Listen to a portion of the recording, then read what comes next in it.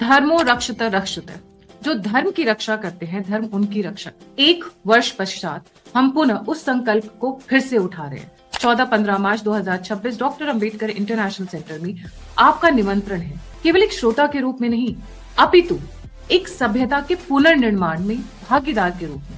इस स्वयं बोध में हमारे साथ जुड़े हुए तेजस्वी सूर्य, विष्णु शंकर जैन, प्रदीप भंडारी, विनोद तावड़े, अंकित Shah, Meenakshi Jain, Prakhar Shrivastava, Vikram Singh sir, RSN Singh sir, Rajiv Narayanan sir, lieutenant general Dushyant Singh sir, air chief marshal Bhadauria sir, Vineet Kaur ji, he's a serving officer, and many subject specialists and experts. QR code आपके स्क्रीन के ऊपर है, जल्दी से रजिस्ट्रेशन करें और इस मंथन में भागीदार बने। इसमें आप निमंत्रित हैं। 14-15 मार्च 2026 डॉक्टर अंबेडकर इंटरनेशनल सेंटर। जय हिंद, जय श्री राम। नमस्कार, हमारे साथ जुड़े हुए Ankit Shah after a small break और बहुत सारी डेवलपमेंट्स लेकर आए हुए हैं, और इससे भी बड़ी डेवलपमेंट्स जो 14-15 मार्च के लिए ना, वो थोड़ा आप साइडलाइन करना शुरू कर देंगे कि 14-15 मार्च को बताऊंगा, उससे पहले नहीं बताऊंगा। So Ankit ji, a very warm welcome on the show. जय श्री राम।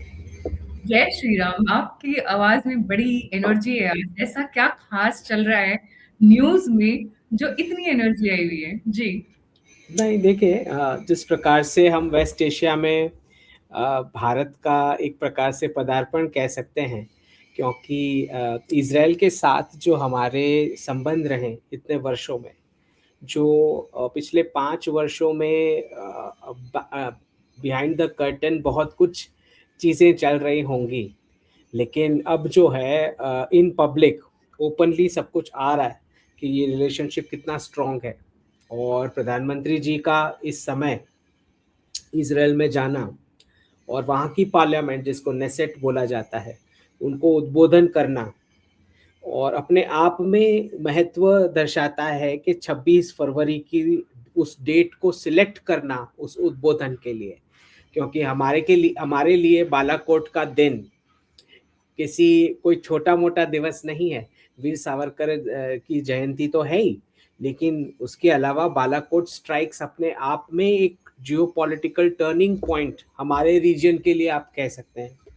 तो उसी दिन प्रधानमंत्री जी का इजराइल की पार्लियामेंट को उद्बोधन करना अपने आप में दर्शाता है कि दोनों राष्ट्र के बीच के रिलेशंस कितने महत्व रखते हैं प्रधानमंत्री जी के लिए निजी तौर पर, और भारत के लिए पूरे रीजन में एक जो रीजनल पावर महासत्ता बनने की उस दौड़ में ये पार्टनरशिप बहुत महत्व रखती है। तो वेस्ट एशिया में जिस प्रकार के हम सटल चेंजेस देख रहे हैं, आपको पता होगा गत कुछ वर्षों में नेतन्याहू जी जब यूनाइटेड नेशंस में उद्बोधन करने जाते तो वेस्ट एशिया का मैप लेके जाते और मैप में दिखाते कि ये एरिया देखो, ये मेरे टारगेट्स हैं। आप जो भी मैप पकड़ के चल रहे हो, मेरा तो ये वाला मैप है।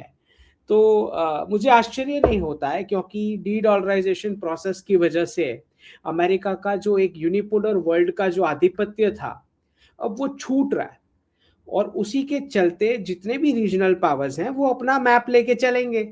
स्वाभाविक सी बात है कि जो ग्लोबल पुलिसमैन जब गायब हो जाता है तो फिर सबको छूट है अपने मनमर्जी की जो करनी है। तो शी जिनपिंग अपना मैप लेके चल रहे हैं, प्रेसिडेंट पुतिन अपना मैप लेके चल रहे हैं, तो नेतन्याहू अपना मैप लेके चल रहे हैं, और हम तो बताते ही हैं कि भाई पीओके हमारा है। तो हर एक रीजन में जो रीजनल पावर्स हैं वो अमेरिका के एब्सेंस का और अमेरिका के एक टेसिट विड्रॉल का जो एक उससे जो वॉइड खड़ी होती है उसमें अपनी जगह बना रहे हैं। तो कोई आश्चर्य की बात नहीं है कि वेस्ट एशिया जब अमेरिका छोड़ के जाएगा, क्योंकि डी डॉलराइजेशन के चलते 800 प्लस मिलिट्री बेसिस का बजट नहीं रहने वाला है, तो जब बजट नहीं होगा तो स्वाभाविक सी बात है कि कोई ना कोई वो जगह लेगा अगर आप कोई जगह खाली छोड़ के जाओगे। तो भारत और इजराइल दो ऐसे राष्ट्र जो मैंने अपनी जियोपॉलिटिक्स की बुक में 2022-23 में इसके बारे में लिखा था कि पूरे विश्व में सिर्फ दो ही चीजें हैं, एक है जम्मू और एक है जेरूसलम, और कुछ तो है ही नहीं पूरे विश्व में। तो जम्मू जो है अपने इंडस बेल्ट पे आपको 2 धर्म दिए, और गंगा बेल्ट पे आपको दो धर्म दिए, बिल्कुल वैसे जेरूसलम ने बेल्ट पे आपको दो रिलीजियन मिले। तो इसके अलावा विश्व में है क्या इन चीजों के अलावा? तो जम्मू और जेरूसलम के अलावा कुछ है ही नहीं। और जब तक जेरूसलम सुरक्षित है तब तक जम्मू पर कोई अटैक नहीं कर सकता। जिस दिन जेरूसलम गिर जाएगा उस दिन पूरा रेडिकलाइजेशन आके जम्मू पर टूट पड़ेगा। तो भारत का और इजराइल का पार्टनरशिप बहुत ही नेचुरल बनता है। तो कुछ वर्षों पहले जब मैंने ये लिखा था और बताया था कि जम्मू विल मीट जेरूसलम इन जेड्डा, और जब ये प्रेडिक्शंस दिए कि UAE will be the first Hindu country, Saudi Arabia will be a Jewish majority and Iran will be a Christian majority, तो आपको समझना चाहिए कि जूइश बाइबल, उसके अंदर संस्कृत वर्ड्स में लिखा हुआ है कि पूजा की सामग्री भारत से आती थी सऊदी अरेबिया के थ्रू। तो मुझे तो बिल्कुल आश्चर्य नहीं होता कि काबा और हमारा Somnath same line on length पे आता है, बिल्कुल वैसे जैसे हमारा केदारनाथ और इजराइल का टेम्पल माउंट। तो अगर क्या 12 ज्योतिर्लिंग अगर भारत में थे सर्कुलर शेप में, तो क्या 12 ज्योतिर्लिंग आउटर भारत में भी थे क्या? इस पर रिसर्च होनी चाहिए। तो मुझे तो आश्चर्य नहीं हुआ कि जूइश बाइबल में संस्कृत शब्दों में पूजा की सामग्री का मेंशन किया गया है और वो सऊदी अरेबिया के थ्रू ही आ रहा है भारत से। तो जब मैं कहता हूं कि जम्मू विल मीट जेरूसलम इन जेड्डा, तो प्रधानमंत्री जी ने सबसे पिछले साल जो विजिट करी जेड्डा की, 50 वर्षों में पहली बार भारतीय प्राइम मिनिस्टर कोई जेड्डा गए। और अगर आप थोड़े पीछे और चले जाओ तो प्रधानमंत्री जी की सबसे पहली इजराइल की विजिट वो सऊदी अरेबिया के एयर स्पेस को क्रॉस करके गए इजराइल। और ये तब का वक्त था जब ये माना जाता था कि Saudi Arabia is enemy of Israel. तो सऊदी अरेबिया का एयर स्पेस ओपन करवा के उसके थ्रू प्रधानमंत्री जी इजराइल गए। तो अब वो हेक्सागन ऑफ अलायंसेस खुल करके नेतन्याहू स्टेटमेंट में बता रहे हैं कि प्रधानमंत्री मोदी जी जो मेरे मित्र है, बोलते हैं माय डियर फ्रेंड, जब वो आएंगे तो वेस्ट एशिया के ऊपर जो हेक्सागन ऑफ अलायंसेस हैं उस पर चर्चा होगी। तो दो प्रकार के अलायंसेस हैं जो मैंने अपने टॉक्स में हमेशा मैं बताता आया कि प्रधानमंत्री जी ने दो ब्रदर्स बनाए हैं, MBZ ऑफ यूएई और MBS ऑफ सऊदी अरेबिया। और पिछले वर्ष उन्होंने और दो ब्रदर बनाए, कतर के एमिर और ओमान के। तो वो हेक्सागन ऑफ अलायंसेस जो नेतन्याहू बात कर रहे हैं वो सिर्फ ग्रीस और साइप्रस की बात नहीं हो रही है। ये बात हो रही है प्रधानमंत्री जी के 4 डी रेडिकलाइजेशन वाले ब्रदर्स की। आप सोच करके देखें पिछले 5 वर्षों में पूरा वेस्ट एशिया कितना चेंज हुआ है। वो रेडिकल कतर जिनको हमारे नेवी के ऑफिसर्स को छोड़ना पड़ा, वो रेडिकल कतर जो अब गुजराती गरबा सेलिब्रेट करता है, वो सऊदी अरेबिया जो संस्कृत उत्सव मनाता है जो हमारे किसी स्टेट में भी नहीं मनाया जाता उस स्केल पे, और वो यूएई जो ना सिर्फ मंदिर की स्थापना करता है, वहां की महिलाएं अब कलरफुल कपड़े पहनना शुरू की हैं। महिला ऑफिसर्स भारतीय ऑफिशियल के साथ शेक हैंड करती है जब MOU साइन होते हैं। तो ये जो डी रेडिकलाइजेशन के इनके जो 4 ब्रदर्स प्रधानमंत्री जी ने जो बनाए हैं, और मेरा तो ये मानना ही है कि सऊदी अरेबिया और यूएई चंद्रवंशी भारतीय हैं। और जब ये डी कोलोनाइजेशन का प्रोसेस जब पूरा कंप्लीट होगा तब तो ये खुले में निकल के आएगा कि सऊदी अरेबिया और यूएई के साथ जो हमारे MOU हुए कि आपके नेशनल आर्काइव्स का फुल एक्सेस भारत को मिलेगा, तो नीचे से प्राचीन मंदिर निकल के ही आने हैं, निकलेंगे ही, इसमें कोई आश्चर्य होने की बात नहीं है। तो धीरे धीरे भारत और इजराइल ना सिर्फ टेक्नोलॉजी ट्रांसफर और उस प्रकार की टेक्नोलॉजी जो कुछ ऐसी टेक्नोलॉजी जो शायद अमेरिका के पास भी नहीं है, उस पर भी साझेदारी हो सकती है। एक आयरन डोम सिस्टम है जिस पर तो ओपनली इजराइल बोल रहा है कि भाई हम सब कुछ शेयर करने को तैयार है, लेकिन बहुत सारी अननोन गनमैन वाली एक्टिविटीज और जिस प्रकार से इजराइल कर सकता है पेनिट्रेशन के साथ, टेक्नोलॉजी के यूज के साथ, आप समझ सकते हैं कितने यूज केसेस हमारे पड़ोसी कंट्री में किए जा सकते हैं। तो दोनों राष्ट्रों के बीच की ये जो पार्टनरशिप, ये आगाज है उस नए वेस्ट एशिया का, जहां पे भारत लीड करेगा नेशनल सिक्योरिटी अपने रीजनल पार्टनर्स के साथ, और धीरे धीरे अमेरिका ये मिलिट्री बेसिस छोड़ करके जाएगा भारत और इजराइल के लिए। तो उसी लिए जब उसी नेसेट में मैं जब 2024 में गया था, मैंने वो फोटो भी ट्वीट किया है, तो तब मैंने लिखा था कि greater Israel is the starting point of अखंड भारत। तो अखंड भारत का जो स्वप्न है उसको अगर साकार करना है तो ग्रेटर इजराइल को साथ लेके चलना है, और दोनों नेशंस मिलके पूरे वेस्ट एशिया की नेशनल सिक्योरिटी जॉइंटली देख सकते हैं। आपको पता ही है कि यूएई के साथ हमारे राफेल के ऑर्डर्स हैं, बिल्कुल वैसे यूएई ने S-400 के भी ऑर्डर्स दिए जो सेम टू सेम हमारी फोर्सेस के साथ मैच होते हैं, और नेचुरल सा इंटरऑपरेबिलिटी दिखेगा दोनों फोर्सेस के बीच। मुझे बिल्कुल आश्चर्य नहीं हुआ, मैंने कब का इसका प्रेडिक्शन दे रखा था। सो धीरे धीरे दोनों राष्ट्रों के बीच पूरे वेस्ट एशिया को गवर्न करने की ये साझेदारी बन रही है। तो इस हेक्सागन में 6 कंट्रीज आ गई, Oman, Saudi Arabia, Israel, UAE, one more, India and which one, Qatar. Yes, Qatar तो ये जो है मुझे कतर में बहुत, ये जो हेक्सागन ऑफ अलायंसेस हैं, इसमें 2 प्रकार के अलायंसेस हैं। एक तो प्रधानमंत्री जी के जो हमने नाम लिए 4 डी रेडिकलाइजेशन ब्रदर्स, इसके अलावा दूसरा उस तरफ भी अलायंस बन रहा है, ग्रीस और साइप्रस वाला, राइट। तो अब वो कौन सी कंट्रीज के नाम पब्लिक में आएंगे we don't know, but multiple alliances हैं उस रीजन में, क्योंकि आपको पता है कि ऊपर टर्की में एक अर्तुगरुल गाजी बैठा है जिसको अभी भी ओटोमन एम्पायर के सपना आते हैं। तो उनको भी घेरने की पूरी कोशिश होगी। तो एक वो अलायंस भी है ग्रीस और साइप्रस वाला, जो नेचुरल अलायंस है बाय द वे, क्योंकि उन्हें भी वो भी सारे रेडिकलाइजेशन से प्रताड़ित हुए राष्ट्र हैं ये सारे के सारे। चाहे आप हमारे पाकिस्तान की बात करें या उनके जो पूरे जिस प्रकार से शिया सुन्नी टेरर ग्रुप्स जो पूरे उनको घेर रखे हैं, इस्लामिक ब्रदरहुड से लेके ये जो दाइश और अलकायदा जैसे टेरर ग्रुप्स जो वहाँ पे लोकली जिस प्रकार से ओपनली ऑपरेट करते हैं इराक के रीजन्स में, सीरिया के रीजन्स में, और इवन पैलेस्टीन में आप जैसे समझते हैं, वेस्ट बैंक और गाजा में आपने देखा ही है किस प्रकार की टेररिस्ट प्रवृत्तियां इनकी चलती हैं। तो दोनों राष्ट्रों की साझेदारी बहुत नेचुरल सी लगती है ऐसे बैकग्राउंड में। Qatar was a big surprise for me, given the history we had with Qatar. ये रातों रात ये कैसे पलट गया? नहीं गायत्री जी, 2015 में ही कतर के साथ हमने MOU किया था प्रिजनर एक्सचेंज का। उसके बाद ये कुछ हमारे ऑफिसर्स अरेस्ट हुए थे, और आपको पता है कि जिस प्रकार से प्रधानमंत्री जी उन्हें भी लेके आ गए वापस सारे के सारे।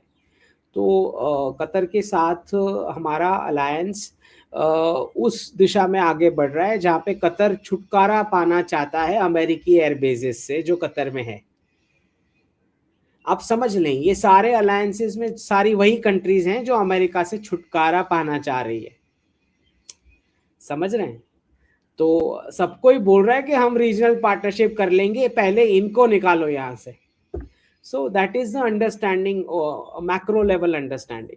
तो जैसे ही ईरान का रजीम चेंज का इजराइल का टारगेट अचीव होता है, तो इजराइल खुद भी चाहेगा कि अमेरिका जितना जल्द हो सके यहाँ से निकले। उसीलिए नेतन्याहू जी का कुछ ही समय पहले स्टेटमेंट भी आया था कि हम कितना अमेरिका पे डिपेंडेंट हो सकते हैं। तो जितना जल्दी हो सके फाइनेंशियल और डिफेंस इंडिपेंडेंस हमें बनाना होगा, और उसमें भारत और जर्मनी जैसे पार्टनर की ओर हम देख रहे हैं। ये स्टेटमेंट नेतन्याहू जी से आना अपने आप में दर्शाता है कि वो भी अमेरिका से छुटकारा पाना चाहते हैं। तो पहले ये जो डॉलर को रिजर्व करेंसी में रखने वाली जो मेरी थियोरी है, 2 बकेट थियोरी, तो जैसे हमारा पार्टीशन किया गया, बिल्कुल वैसे इजराइल और पैलेस्टीन का भी मामला जो उसी वक्त उसी वर्ष तो शुरू हुआ, वहां भी तो 2 बकेट खड़ा किया गया। तो इजराइल को भी तो पता है कि जब पैलेस्टीन को कैश मिलेगा उसके बाद ही उसको आर्म्स सप्लाई होगी इजराइल को। दोनों को लड़वाना है तो ही डॉलर रिजर्व करेंसी स्टेटस में रह सकता है। That is what my two bucket theory is. तो इजराइल को भी तो छुटकारा चाहिए इनसे, नेचुरल सी बात है। कौन ये कंटिन्यूअस क्लैशेस चाहेगा? जैसे हमारा पीओके रिवर्स होगा वैसे उनका भी पैलेस्टीन वाला रिवर्स होगा, है ना? वो भी नहीं चाहते अमेरिका के ऊपर कोई डिपेंडेंसी हो। जैसे पाकिस्तान को आर्म्स सप्लाई और डॉलर सप्लाई होता था और हमको सैंक्शन में रखते थे और हम दोनों को लड़वाते थे, बिल्कुल वैसे इजराइल और पैलेस्टाइन का होता था। पहले पैलेस्टाइन को कैश मिलता है, उसके बाद इजराइल को वेपन मिलता है, तभी तो दोनों के बीच फाइट होगी ना। तो आई थिंक सबको ये रियलाइजेशन आ चुका है कि डॉलर को रिजर्व करेंसी में रखने के लिए हर एक रीजन में ऐसी फाइट्स करवाई गई। तो अब सारे एक दूसरे, अब सबको अब एक एक दूसरे में दूसरे पार्टनर नजर आ रहा है जो अभी तक दुश्मन नजर आता था। वही वही।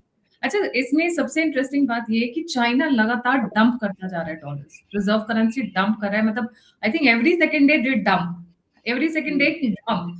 मतलब ऐसा लग रहा है कि चाइना से बड़ा झटका इस वक्त यूएस को कोई भी नहीं दे रहा है, नॉट इवन नहीं, रशिया। देखिए गायत्री जी, सबसे मेन डीडॉलराइजेशन पार्टनर ही शी जिनपिंग है। इसीलिए जब बहुत सारे एक्सपर्ट्स को पिछले 3 वर्षों से जब वो हर तीसरे महीने शी जिनपिंग को मारते हैं, तो मैं बार बार बताता हूँ कि भाई वही मेन पार्टनर है, उसको क्यों मार रहे हो? तो रोज ये हर तीसरे महीने जो फेक न्यूज लेके आ जाते हैं, आज शी जिनपिंग कैद हो गया, आज गायब हो गया है, फिर उसका ऑपरेशन हो गया है, उसका हाथ पैर टूट गया है, अब वो होटल में लॉक हो गया, कभी उसमें लॉक हो जाता है बंकर में। तो ये जो फेक न्यूज जो वेस्टर्न हैंडल्स फैलाते रहते हैं, तो मेन पार्टनर ही शी जिनपिंग है, क्योंकि उनके सपोर्ट के बिना डी डॉलराइजेशन कंप्लीट हो ही नहीं सकता है, क्योंकि वो वर्ल्ड के मैन्युफैक्चरर्स हैं। तो वो जब वेस्ट से अपना एक्सपोर्ट डाइवर्ट करेंगे तब तो डी डॉलराइजेशन पूरा कंप्लीट हो पाएगा। इसीलिए जरूरी है कि भारत और चाइना की पार्टनरशिप आपको ट्रेड में भी आगे बढ़ती हुई दिखाई देगी, जो ऑब्वियसली हमारे मिलिट्री एक्सपर्ट्स को नेचुरल नहीं लगेगा, क्योंकि हमारे मिलिट्री एक्सपर्ट्स जो मतलब हमारी फोर्सेस हैं, उनके लिए तो उनकी ज़मीनी हकीकत ये है ना कि चाइना सामने खड़ा है, चाइनीज आर्मी सामने खड़ी है, तो उनके लिए वही उतनी ही रियलिटी होती है। लेकिन जब एज अ स्ट्रैटेजिस्ट जब हम मैक्रो व्यू देखते हैं तो हमें पता है कि डॉलर चाइनीज सीसीपी से ये करवा रहा है, 2 बकेट खड़े करके। लेकिन फोर्सेस के लिए तो उनकी यही हकीकत है ना कि मैंने तो चाइनीज आर्मी से लड़ना है। तो इसीलिए हमारे बहुत सारे, आपको जब आर्मी वेटरन्स और ऐसे एक्सपर्ट्स होते हैं तो वो जिद्दी रवैया अपना के यही बोलते हैं, नहीं चाइना दुश्मन है, चाइना दुश्मन है, क्योंकि पीछे का इकोनॉमिक्स और कैश फ्लो वो उनका सब्जेक्ट भी नहीं है ना, उनको हम एक्सपेक्ट करते हैं कि उन्हें पता हो। लेकिन ये जानना ज़रूरी है कि डॉलर को रिजर्व करेंसी रखने के लिए हर एक नेबर्स को ऐसे एक दूसरे के सामने पिट किया गया, सबके बीच फाइटिंग करवाई गई। सिर्फ इतनी नहीं करवाई है, हमारे एक एक राज्य के बीच भी तो करवाई है ना। At the end of the day English language और डॉलर, ये दोनों ही तो पूरे विश्व में फाइटिंग करवा रहा है। आप देखें ना, जब तमिलनाडु या कर्नाटका का को या महाराष्ट्र का कोई व्यक्ति जब 10 घंटे इंग्लिश लैंग्वेज को जॉब में दे के आता है, फिर घर पे आके इनसिक्योर होता है कि मेरी मराठी का क्या होगा। समझ रहे हैं क्या क्या करा है इंग्लिश लैंग्वेज और डॉलर ने, कहां कहां फाइट करवा दी है। तो ये जो प्रेशर आता है, इनसिक्योरिटी फील होगी ही। जब 10 घंटा इंग्लिश लैंग्वेज को कंट्रीब्यूट कर रहे हो तो घर पे आके इनसिक्योरिटी होनी ही चाहिए, नेचुरल है कि मेरी कल्चर का क्या, मेरी लैंग्वेज का क्या। तो इसीलिए मैं बोलता हूं कि जॉब मॉडल हमारा मॉडल ही नहीं है, आपका फाइनेंशियल स्टीयरिंग व्हील आप ही के हाथ में होना चाहिए। इसीलिए आपको गुजरात और राजस्थान में कभी नहीं दिखेगा कोई बोलता हुआ कि हिंदी इम्पोज हुई मेरे ऊपर, कोई नहीं दिखेगा, कभी नहीं दिखेगा, क्योंकि दोनों राज्य एंटरप्राइजिंग राज्य है। ये दिक्कत सिर्फ उन्हीं लोगों को है जो 10 घंटे जॉब में इंग्लिश लैंग्वेज को कंट्रीब्यूट करके आ रहे हैं, उनको ये इनसिक्योरिटी फील हो रही है कि मेरी लैंग्वेज का क्या। एंटरप्राइजिंग वाले स्टेट को कभी फील नहीं होगा ऐसा। राइट, समझ। बिल्कुल। अच्छा, एक और इंटरेस्टिंग डेवलपमेंट हुई है जिसके ऊपर आप काफी लिखते रहते हैं। सी राजा गोपालचारी की जो मूर्ति लगी है उसके बाद पूरा का पूरा लेफ्टिनेंट मीडिया इस वक्त ताता तैयार कर रहा है मुझसे। देखिए भाई, जी। उनके मालिक को छेड़ दिया है मोदी जी ने। तो सारे जो नौकर चाकर है अब चीख रहे हैं। तो ये गायत्री जी देखिए, डीकोलोनाइजेशन जो है प्रधानमंत्री जी के 5 प्रण में आता है। और ये कोई पहला स्टेप नहीं है। हमने बहुत सारी सिटीज और लोकेशंस और स्ट्रीट्स के नेम्स भी चेंज किए हैं हमने पूरे अलग अलग टाइम पे अलग अलग स्टेट में। यहाँ भी बहुत सारी डिमांड उठती हैं जहाँ पे मैं बैठा हूँ, भाई अहमदाबाद मत बोलो, इसको कर्नावती ही बोलो। और मैं तो मानता ही हूँ कि भाई 2030 में हम कॉमनवेल्थ करने वाले हैं, 2036 ओलंपिक्स करेंगे। तो मैं तो मानता ही हूँ कि भाई डिक्लेयर कर दो कि भाई आज से हमारा नाम कर्नावती है। राइट। तो ऐसे जब बड़े इवेंट होते हैं जहाँ पे मल्टीपल कंट्रीज आके पार्टिसिपेट कर रही है, तो वो बिल्कुल सही मौका रहता है डीकोलोनाइजेशन को डिक्लेयर करने का। इसीलिए आप देख पाएंगे कि प्रधानमंत्री जी जब कभी मल्टी कंट्रीज वाली समिट में बैठते हैं तो भारत लिखा हुआ रहता है उनके नेम प्लेट पे। Prime minister of Bharat, prime minister of India नहीं लिखा रहता। तो इंडिया और भारत में हमें फर्क करना सीखना है कि कोई कोई 400 वर्ष पहले हमको ढूंढता हुआ आया और वो गुम हो चुका था, हम तो यहीं पे रह रहे थे। ठीक है। तो वो हमें ढूंढता हुआ आया था, तो उसकी जो उसके पेपर पे ये लिखा हुआ था कि ऊपर हिमालय है, नीचे ये सागर है, तो ऐसी जगह पे पहुंच जाओगे तो वो भारत है। ठीक है। तो वो अगर हमको इंडिया बुला रहा है तो वो उसका दिमाग का प्रॉब्लम है। हम क्यों अपने आप को, हमारे एंसेस्टर्स ने हमारा नाम भारत रखा है, तो कोई फॉरेनर जो गुम हो गया था वो क्यों हमारा नामकरण करके जाएगा। तो नेचुरल सी बात है कि प्रधानमंत्री जी जब डीकोलोनाइजेशन की बात करते हैं तो सबसे पहले उनकी नेम प्लेट पे तो भारत होना ही चाहिए। क्यों नहीं होगा। तो मैं तो कहता ही हूं कि कॉन्स्टिट्यूशन पहली लाइन से ही कॉन्स्टिट्यूशन में गड़बड़ है। जब आप बोलते हैं India that is Bharat shell be a union of states, ये एक्चुअली हम्म। फर्स्ट लाइन से ही प्रॉब्लम है। आपको यहाँ ये स्टार्ट करना होगा, Bharat that is Bharatvarsha shall be a union of जनपदस। ये ऐसे हम्म। आपको फर्स्ट लाइन से एडिट करने की जरूरत है। तो हम क्यों, कोई और जो गुम हो गया था, हम थोड़ी गुम हो गए थे, हम तो यहीं रह रहे थे। तो मेरे पेरेंट्स ने मेरा जो नाम रखा हम उसी को लेके चलेंगे। तो हमारे सबसे पहले जो प्रेसिडेंट है उनका बस्ट होगा ना वहां पे। हम किसी किसी लूटियंस का क्यों रखेंगे बस्ट वहां पे दिल्ली में। राइट। वो चोर उचक्के लुटेरे लोग जिनकी क्वीन नुमाइश करती है कि मैंने इतने इतने पूरे वर्ल्ड के इतने देशों में से चोरी की चीजें पहनी हुई है, मतलब उनको खुद को तो कोई शर्म नहीं आती है पहनने में, है ना। पूरे विश्व का चोरी किया हुआ चीजें इकट्ठा करके पहनना और फिर उसमें प्राइड लेना। तो जब क्वीन ऐसा करती हैं तो बाकी के लोग कैसे होंगे ब्रिटेन के। तो जब ये प्रधानमंत्री जी ने जब ये लुटियंस का उसका बस्ट हटा के अब हमारे प्रेसिडेंट का रखा, तो नाम पेट में दर्द होना ही था उनके। लेफ्टिस्ट पूरा का पूरा जो लेफ्ट मीडिया है जो दिल्ली सेंटर्ड है, सबका जोन भी वही है, लुटेनेंस एरिया। मतलब ये खान मार्केट और ये पूरा एरिया उन्हीं के कब्जे में। आप देखोगे हाँ, यहाँ के ये छोटे सारे के सारे जो जिन्हें वही है। एनालिसिस नाम की भी नहीं आती है, सारा पेड न्यूज चलाते हैं, फेक न्यूज। और हम्म। ऑब्वियसली उसी कैश फ्लो से इतने वर्षों से पोषित हो रखे हैं, तो चीखेंगे। राइट। क्योंकि वो जो इकोसिस्टम बन रखी थी पुरानी सरकारों में 2014 से पहले, जो इनको डायरेक्ट बेनिफिट करवाती थी उस इकोसिस्टम के जरिए, तो अब वो जब एक एक चीजें जिनमें प्राइड वो लेते थे, आपने देखा प्रधानमंत्री जी ने कैसे नाम चेंज किया, सेवा तीर्थ। राइट। तो कर्तव्य कल्याण। भवन, हाँ जो कर्तव्य भवन। अच्छा, कर्तव्य भवन के अंदर एक बार पहले भी मेरे गेस्ट ने मेंशन किया था, बट बता दूं, पहले एक ना चेम्बर सा होता था पूरा, वहां पे जो सेक्रेटरी वेक्रेटरी होते थे, एकदम बड़ा, लाइक पूरा राजा की तरह। अब मोदी जी ने सबको क्यूबिकल्स पकड़ा दिए कर्तव्य भवन में।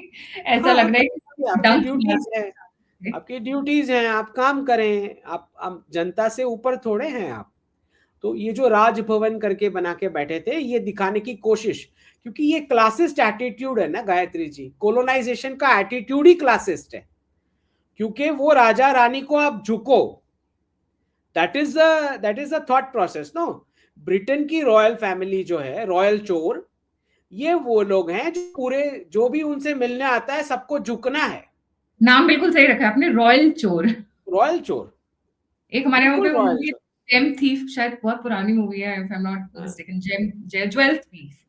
तो उनका ऐसा है ना कि मेरे सामने आके झुको तुम, राइट, हम अलग है बाकी सब प्रजा है। दैट इज वो जो क्लासिस्ट एटीट्यूड है, वो डेमोक्रेसी में तो नहीं हो सकता है। अगर आप डेमोक्रेसी फॉर्मेट की बात कर रहे हैं, जो इतना आप उछलते हैं डेमोक्रेसी डेमोक्रेसी, तो एक व्यक्ति दूसरे व्यक्ति से कैसे स्टेटस में अलग हो सकता है एक फ्री लिविंग वर्ल्ड में।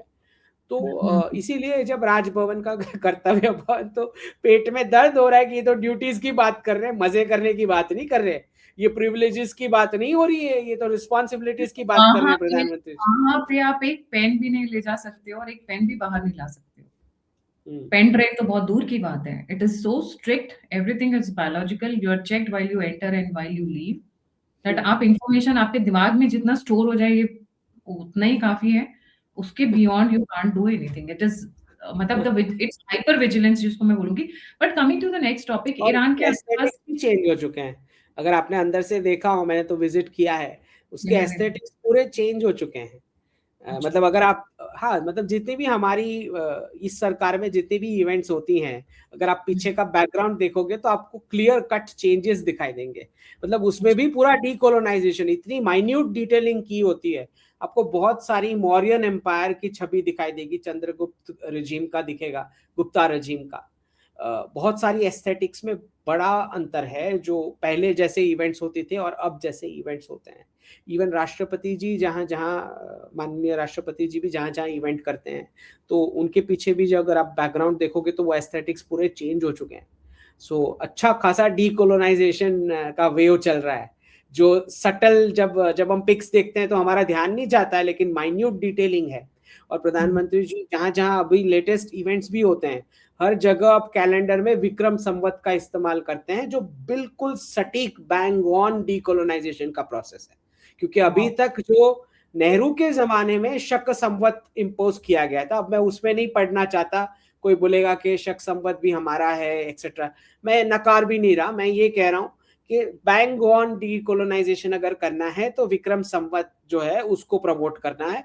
बिल्कुल सरकार वो कर रही है, और जितने भी इवेंट्स के प्लेक आप देखते हैं उसमें डेट में क्लियर विक्रम संवत अब लिखा हुआ मिलता है। तो बिल्कुल सही जा रही है सरकार डीकोलोनाइजेशन के प्रोसेस में। तो अगर इसी स्पीड में सरकार चलती रही तो बहुत जल्द मुझे सरप्राइज नहीं होगा कि वो सारे दिल्ली के जो रास्ते के नाम जो हमें बदलने हैं, जो आक्रांताओं के नाम पे रखे हुए हैं, उस पर भी धीरे धीरे पब्लिक खुद डिमांड करेगी। इनफैक्ट मैं तो यंगर जनरेशन से ज्यादा होपफुल हूँ। जो जो बच्चे 10 से 20 साल की एज में है, जो अभी तक एक्टिव पॉलिटिक्स में अभी उनका रोल नहीं है इन द सेंस वोटिंग का, वो लोग जब ये चीजें देखते हैं तो वो क्लियर बोलते हैं, हाँ भाई हम हमारे इन्वेडर्स को क्यों सेलिब्रेट कर रहे हैं, क्यों। तो जब छोटे बच्चे पूछ रहे हैं ये प्रश्न, तो सरकार को ये टेकअप करना ही होगा ना। Coming to the next point Ankit, Iran का क्या होने वाला है, आपको क्या लगता है? देखिए, इनके पास बजट नहीं है फुल स्केल वॉर का।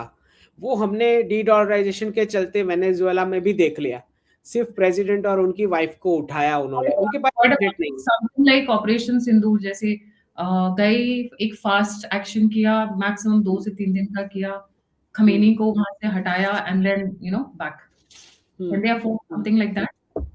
नहीं देखे, मुझे जो लगता है पर्दे के पीछे ये नेगोशिएशन चल रहा होगा कि जैसे बशर अल असद को प्रेसिडेंट पुतिन अपने साथ रशिया ले गए, तो खोमेनी जी को भी ले जाएं, ऐसा रिक्वेस्ट मुझे लगता है पीछे से चल रहा होगा। लेकिन मुझे लगता है कि this people are not budging the Iranian regime, तो जिसका मतलब है कि फिर अब एक्शन होगा। बट मुझे अभी भी लगता है कि फुल स्केल एक्शन का बजट नहीं है अमेरिका के पास, अब बिल्कुल भी नहीं है। तो जितने कम टाइम में निपटाना होगा उस प्रकार की एक्शन हो सकती है, बिकॉज इरानियन पीपल को ये लोग डैमेज करना नहीं चाहते ना। Right, I understand. सो आपके हिसाब से फुल फ्लेजेड वॉर नहीं होगा, but fall of Khomeini is inevitable. वो तो पूरा जो उसके जो क्लैरिक का पूरा सर्कल है, एक सर्किट है ऊपर जो पूरा कंट्रोल करता है सरकार को, तो वो हम्म। पूरे क्लेरिक्स का टारगेट होगा इज़राइल का, एक-एक हम्म। व्यक्ति का। जैसे आपने देखा लास्ट 2 ऑपरेशन में आईआरजीसी के टॉप कमांडर्स का उन्होंने पूरा लिस्ट बाकायदा ऑफिशियली निकाला था कि यही इतने ही हमारे टारगेट हैं, एक-एक को एलिमिनेट करके क्रॉस किया उन्होंने फोटो में। तो हम्म। अब क्लेरिक्स की बारी है। क्योंकि हम्म। वो मान नहीं रहे ना, मतलब अभी भी समय है, मान के अगर वो रशिया चले जाते हैं, भाग जाते हैं, खुद से छोड़ देते हैं, तो बचने हम्म। का चांस है। बाकी एक्शन तो अब होगा, बिकॉज काफी समय भी जा चुका है। ओके। नाउ कमिंग टू एक बड़ा अलग सा पॉइंट आप आजकल अपने ट्विटर हैंडल पे उठा रहे हो, that patriarchy will be back. Why do you से सो? देखिए गायत्री जी, काफी सारी जो आर्टिफिशियल वेव है, आर्टिफिशियल फेमिनिज्म की वेव, आर्टिफिशियल एलजीबीटीक्यू वाली वेव, आर्टिफिशियल वाली, नॉट द नेचुरल वाली। नेचुरल हम्म। वाली तो होती रही है हमेशा से, उससे हम्म। कोई प्रॉब्लम नहीं है। पर जो हम्म। आर्टिफिशियल वाली जो थी वो डॉलर की फंडिंग से चल रही थी, स्पेशली 1971 के बाद, जब डॉलर हम्म। को गोल्ड स्टैंडर्ड से हटाया गया। उसके हम्म। बाद काफी आर्टिफिशियल ये सारी इंडिविजुअलिज्म वोकिज्म वाली वेव चली। हम्म। तो मुझे ऐसा लगता है कि जैसे फाइनेंशियल रीसेट कंप्लीट होगा, तो अच्छा खासा जो मुफ्त का बजट डॉलर छप के ये सारी एक्टिविटीज में जाता था, वो कट हो जाएगा। दूसरा, हम्म। मुझे ये भी लगता है कि जो जॉब मॉडल को करियर बना के पेश किया गया पिछले चालीस हम्म। पचास वर्षों में, कुछ ज़्यादा ही पेश किया गया उसको, वो हम्म। जॉब मॉडल एआई ऑटोमेशन और फाइनेंशियल रीसेट के चलते मुझे हम्म। मुश्किल लग रहा है, हार्डली फैमिली के एक व्यक्ति को मिल पाएगी जॉब। तो हम्म। उससे भी पेट्रियार्की का वापस आना नेचुरल लगता है। और हम्म। तीसरा, वेस्ट क्योंकि कभी भी उन्होंने महिलाओं का रिस्पेक्ट किया ही नहीं है, उनका कोई ऐसा हिस्ट्री रहा ही नहीं नेचुरली। हम्म। तो हम्म। वो उनके लिए तो बहुत ही आसान है इसको रिवर्स कर देना और बोलना हम्म। कि नहीं, महिला तो ह्यूमन भी नहीं है, हम तो उनको ह्यूमन भी नहीं मानते। तो मैंने तो ये प्रेडिक्शन दिया है कि वेस्ट कुछ ही वर्षों में ये डिक्लेयर कर देगा कि हम आपने इस वीडियो डाले हुए हैं जो actually very disturbing videos on his Twitter timeline, वह जहां पे वो 3 वर्ड यूज कर रहे हैं, WHORE, हाँ हाँ हाँ, नन, तो एंड देयर वाज वन वो मोर तो वर्ड। शुरू हो चुका है वो गायत्री जी। शुरू। ये थॉट प्रोसेस अभी फ्रिंज एलिमेंट्स में है, फाइनेंशियल रीसेट के बाद ये फुल ऑन चलेगा। इसका कारण ये है कि इन्होंने जो फेमिनिज्म का वेव चलाया था वो नेचुरल वाला था ही नहीं, वो फंडेड था। अब वो फंड्स क्योंकि अब विड्रॉ हो रहे हैं, तो अब वुमन वुमन ह्यूमन भी नहीं है ऐसा। तो अच्छा, क्योंकि बात उनकी बना, हकीकत पे आ गए ना, वो जो उनका हकीकत जो रियल मैं है। यहाँ पे एक पॉइंट ऑफ व्यू और लाना चाहूंगी Ankit, and this is not something you have tweeted. I recently saw video जहां पर वेस्ट में एक जानबूझ के एक थ्योरी फ्लोट की गई by some stupid social scientist, where he said, and a scientist together, hmm, उन्होंने ये कहा कि उनकी स्टडीज के हिसाब से कि माँ को बच्चे के साथ नहीं सोना चाहिए सेम बेड पे, दे शुड नॉट को हैबिट जिसको हम बोलते हैं हम्म, अंग्रेजी में। ठीक है, साथ में नहीं सोना चाहिए। बच्चा रोता है तो 3 घंटे तक उसको रोने दे, कोई दिक्कत नहीं है। बच्चा हम्म, अगर भूख से चिल्ला रहा है, कोई दिक्कत नहीं है। इस तरीके की हम्म, कई थ्योरीज लाई गई इन 1900 ड्यूरिंग द इंडस्ट्रियल रेवोल्यूशन, हम्म, जिससे क्या हुआ कि माँ और बच्चे को उनके वहां पे, because lot of my family and relatives are there, वो पैदा होने के बाद ही बच्चे को अलग सुलाते हैं, साथ में नहीं सुलाते हैं, सेम बेड पे नहीं शर्त। हमारे यहाँ का है, करेक्ट, माँ अपने बच्चे को साथ में रखती है, रात को करेक्ट, जब फीडिंग भी करनी होती है तो रात को वो सोते सोते भी फीडिंग करती है। ये बहुत हम्म, नेचुरल हमारे यहाँ, और पूरे इंडियन सब कॉन्टिनेंट में क्या, पूरे ईस्ट या वेस्ट एशिया, ईस्ट सारी जगह वही है। इनफैक्ट अफ्रीका में भी वही कहानी है। उसके बाद ये इसको जबरदस्ती ठूसा गया था। पता है क्यों ठूसा गया था? So hmm, that the women become available for the industrial revolution, मतलब काम हम्म, करने के लिए उनको एक्स्ट्रा हैंड्स चाहिए थे, जॉब मॉडल, जॉब मॉडल के लिए। तो उन्होंने बच्चे को माँ से अलग कर दिया कि माँ भी कमाने जाएगी और एक एक्स्ट्रा वर्किंग हैंड्स मिल जाएंगे। हम्म, अब ये हम्म, वापस आ रहे हैं, अगर आपने भी देखे होंगे वीडियोस कि माँ को बच्चे के साथ सोना चाहिए, को हैबिट करना चाहिए। अब एक आपने भी ट्वीट किया था कि 3 generations living together, wow what a model economy. Intergenerational living. Inter generation, हमारे यहाँ तो तो वो नॉर्मल। सनातन इकोनॉमिक्स फैमिली सिस्टम को वो बोल रहे हैं इंटर जनरेशनल लिविंग, अलग तरह से ब्रांड करने की कोशिश, क्योंकि अब नाउ पैसे नहीं है ना ये सब करने को। Now do you mean to say, क्योंकि अगर वुमेन काम करने जा रही है, that is also part of, मैं फेमिनिज्म नहीं बोलूंगी, मैं उसे वुमेन एम्पावरमेंट बोलूंगी, but that is by choice, that is not by जबरदस्ती। ये बहुत thin thin lines of differentiation है, आप समझाएंगे थोड़ा? देखिए गायत्री जी, इसमें हुआ ये है कि जब भारत में पहली बार जब ये एडम स्मिथ इकोनॉमिक्स के चलते ब्रिटिश कॉलोनियल टाइम में इन्होंने 100% से लेके 300% टैक्स लगा के हमारा सारा एंटरप्रेन्योरशिप बर्बाद किया, क्योंकि इन्हें पता लग गया था कि इन्वेडर्स आने से पहले 1000 साल पहले भारतीय महिला पूरे विश्व के 3 बड़े सेक्टर्स को डोमिनेट करती थी, टेक्सटाइल्स, ज्वेलरी और स्पाइसेस। तीनों के तीनों भारतीय महिला, सामान्य महिला, रिचेस्ट बिजनेस टाइकून्स हुआ करती थी। सामान्य महिलाएं, एक दो नहीं, सारी की सारी सामान्य महिलाएं। इतना रिच रिच भारत हुआ करता था। तो हमारा एंटरप्रेन्योरशिप तोड़ने के लिए ये लोग classroom to job model impose किए थे। अब जब पहली बार भारतीय पुरुषों को जॉब करने की बारी आई, एंटरप्रेन्योरशिप क्योंकि तबाह कर दी गई है तो अब जॉब करना पड़ेगा, पहली बार जब ये बारी आई तो उन्होंने फ्रस्ट्रेशन में महिलाओं का इंसल्ट करना शुरू कर दिया। तो ऑफिस जाने जाते समय इंसल्ट करके जाते कि तू करती क्या है पूरे दिन, तेरा काम क्या है, तू कुछ पैसे कमाने का क्यों नहीं करती। ऐसा क्यों किया भारतीय पुरुषों ने? क्योंकि पहली बार उसको फ्रस्ट्रेशन आ रहा है कि मुझे 10 घंटे किसी के अंडर काम करने का है, मेरा खुद का नहीं है। और मेमोरी है कि ग्रैंड मदर का तो अच्छा सा एंटरप्रेन्योरशिप चल रहा था, तो ये क्यों घर पे बैठती है, राइट। तो उसके चलते भारतीय पुरुषों ने काफी महिलाओं को इंसल्ट करा जब ऑफिस जाते समय और ऑफिस से आने के बाद। और यही वेस्टर्न कंपनियों ने वेव चलाया इसको पैकेज करके कि तुम भी एम्पावर हो जाओ और जॉब में लग जाओ तो तुम भी ऐसे बिहेव कर सकते हो, राइट। क्या हुआ है हमारी कंट्री के साथ ये समझना थोड़ा जरूरी है कि क्यों जो पेट्रियार्की वाला जो पूरा एब्यूज था वो हुआ क्यों, और उसको कैसे पैकेज करके महिलाओं को भी जॉब में लेके गए, बर्थ रेट गिर गए और सबको जॉब मॉडल में घुसा दिया इन्होंने। तो अब उसका रिवर्सल होने वाला है डी डॉलराइजेशन प्रोसेस के साथ, क्योंकि ये 400 साल की पाउंड और डॉलर की साइकिल एंड होगी। तो ऐसा नहीं है कि एंशिएंट भारत में कोई जॉब नहीं करता था, एंशिएंट भारत में भी करता था, लेकिन सिर्फ वही लोग करते थे जिसका हाथ पैर टूटा हुआ हो या कोई मानसिक उस लेवल पे उसका लर्निंग नहीं हो पा रहा है एंटरप्राइजिंग करने को, एज अ लास्ट रिसोर्ट कोई जॉब करता था। बाकी सारे सेल्फ एम्प्लॉयड, फैमिली यूनिट और कम्युनिटी यूनिट इकोनॉमिक्स चलती थी। तो ये जो पूरा गेम प्लान है इनका, पेट्रियार्की वेस्ट में ही वापस आएगी या भारत में भी वापस आएगी? देखिए हमारे एक्सपर्ट्स का तो आपको पता ही है, जैसे ही वेस्ट कुछ भी लेके आता है तो उसको कट कॉपी पेस्ट करना कोशिश होती है, स्पेशली वो लूटियंस वाला क्राउड जो आपको पता ही है। अभी भी काफी हद तक पेट्रियार्की है, अगर आप गांव देहात में चले जाओ, मतलब मैं स्टिल बोलूंगी एटलीस्ट 70% तो अभी भी नहीं, पेट्रियार्की। वो पेट्रियार्की तो नेचुरल वाली, इससे तो प्रॉब्लम नहीं है ना, इनकी आर्टिफिशियल वाली है जो महिलाओं को अब इक्वल भी नहीं मानेंगे, वो वाली पेट्रियार्की से हमें प्रॉब्लम है, होनी भी चाहिए। जैसे आदित्य सत्संगी जी कहते हैं कि they used to sell their own wives and daughters and women of the family for bread, butter and eggs. उनके तो हाल ही ऐसे थे ना, बिल्कुल फिर यही तो वापस इनके संस्कार हैं।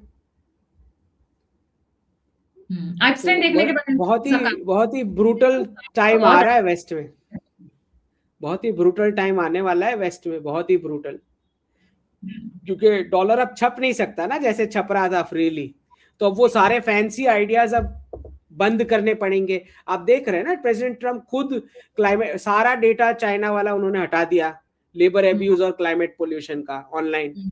मैंने बताया ही था कि जैसे इनकी बारी आएगी ये सारा डेटा गायब कर देंगे।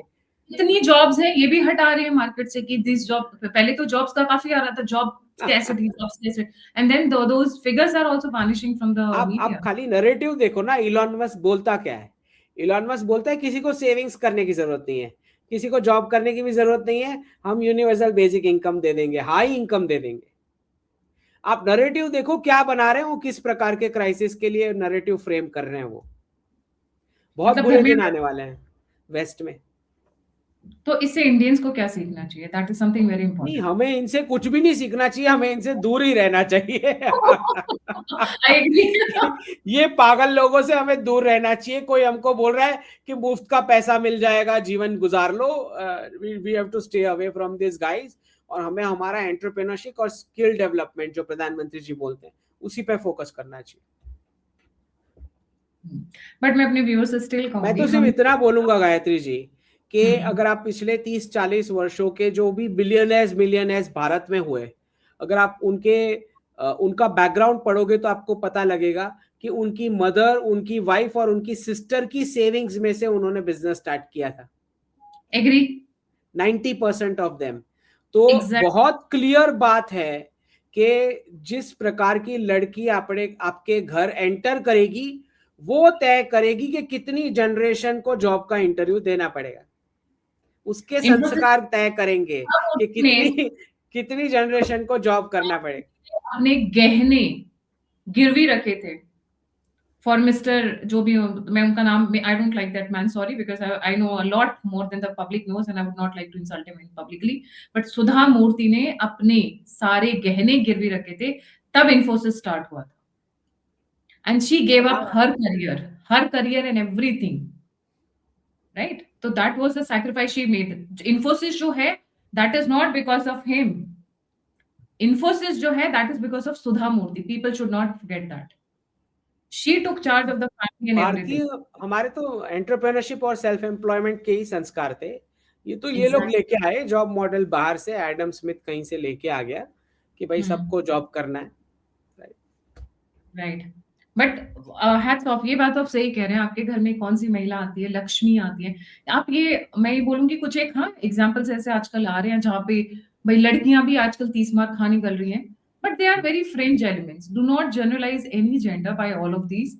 हम्म, मैं अब उस डोमेन में ज्यादा नहीं जाऊंगी क्योंकि वो फिर बहुत ज्यादा डाइवर्जनरी टॉपिक हो जाएगा and I have a different point of view from lot of people. So but ये है, सोच समझ के अपने घर में अच्छे लोगों को लाएं, अच्छे लोगों के साथ परिवार रखें, हंसता खेलता खिलखिलाता परिवार रखें, क्योंकि लक्ष्मी माँ भी उन्हीं के घर आती हैं जहाँ पे सुख होता है, परिवार में शांति होती है, प्यार मोहब्बत होती है ना? तो अब दुनिया में तो कलेश मचा हुआ है ऑलरेडी। अंकित शाह जी ने सारे कलेश को डी कोड किया हुआ है।